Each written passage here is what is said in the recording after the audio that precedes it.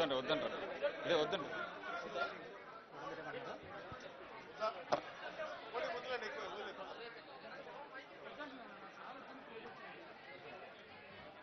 వద్దు రాదంటారు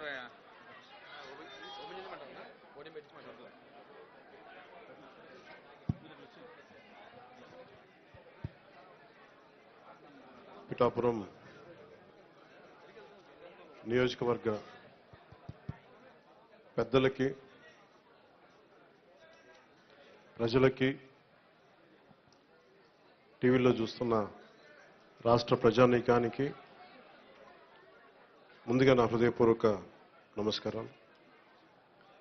వేదిక పైన ఉన్న కాకినాడ జిల్లా కలెక్టర్ శ్రీ షాన్మోహన్ గారికి,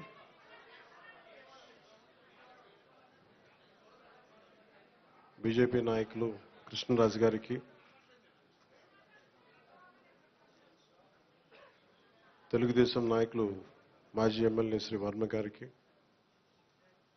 జనసేన ఇన్ఛార్జ్ శ్రీ మర్రిరెడ్డి శ్రీనివాస్ గారికి నా హృదయపూర్వక నమస్కారాలు. కాకినాడ రూరల్ ఎమ్మెల్యేన పంతం నానాజీ గారికి కూడా నా హృదయపూర్వక నమస్కారాలు.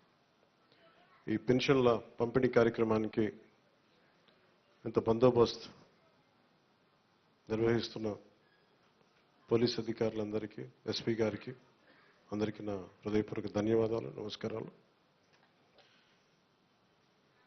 ఎలక్షన్స్ అయిపోయి రిజల్ట్స్ వచ్చిన తర్వాత ఇదే మొదటి నా విజిట్. ఇది ఇందాక కృష్ణరాజు గారు మాట్లాడుతూ ఉంటే ఎలక్షన్ రిజల్ట్స్ వచ్చినప్పటి నుంచి ఇప్పుడు దాకా రాలేదు అని, అది పోయింది అంటే నేను ఒకటే పెట్టుకున్నాను. ఎలక్షన్లు గెలిచిన తర్వాత నాకు లోపల నుంచి ఏముందంటే నాకు ఊరేగింపులు చేసుకోవడం నాకు ఇష్టం లేదు. నాకు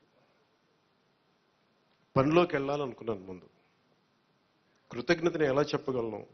ఈరోజు వచ్చి పెన్షన్లు వచ్చి నేను కృతజ్ఞత చెప్పుకోగలను.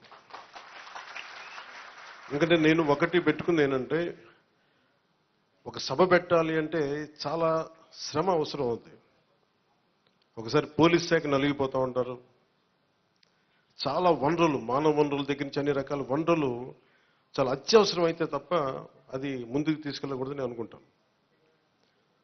సో ముందుగా నేను ఒక భారీ సభ పెట్టో లేదంటే ఊరేగింపులు చేసుకొని ఇవన్నీ చేయడానికి ఇబ్బంది ఏం లేదు.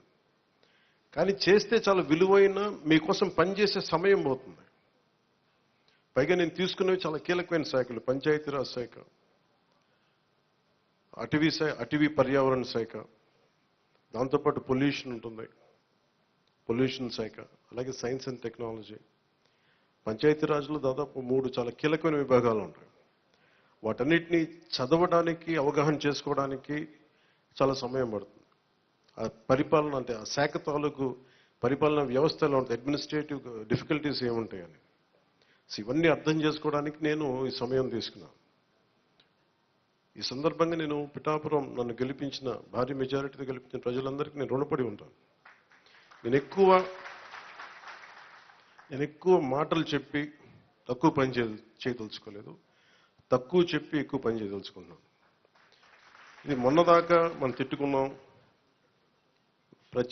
గత ప్రభుత్వాల విధానాలని మనం అనుకున్నాం, విమర్శించాం. ఇప్పుడు ఛాలెంజ్ ఏంటంటే మనం ఏ ప్రామిసెస్ అయితే చేశామో, ముఖ్యంగా ఇందాక మన